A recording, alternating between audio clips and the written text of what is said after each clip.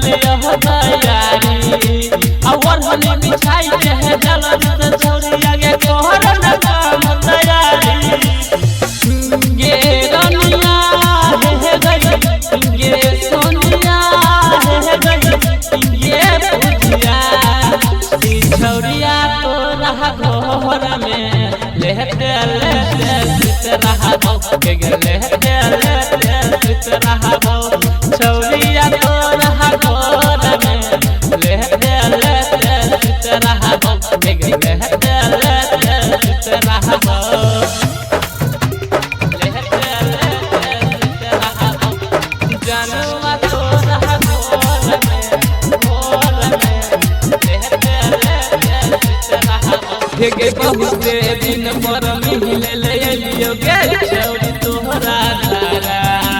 अदिया बताई के जलम छौरी मोना तोहर देना पूरा गे बहुते दिन पर मिले लियो गे छौरी तोहरा धारा अदिया बताई के जलम छौरी मोना तोहर देना पूरा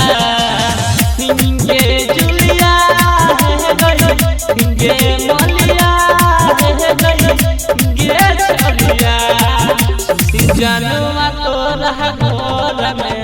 रहते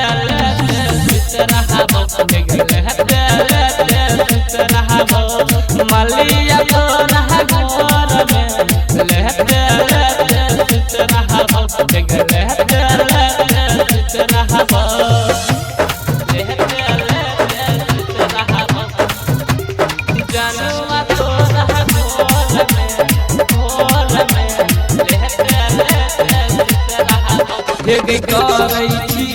प्यार के छौरी कहियो ना भूलैबो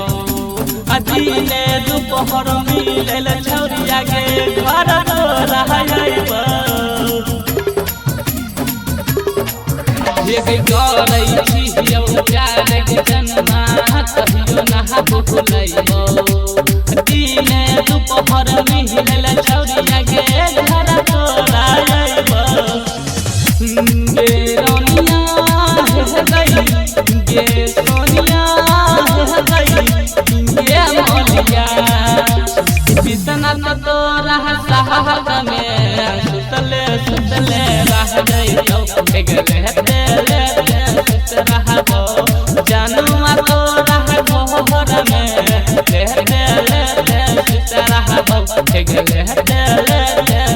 रहबो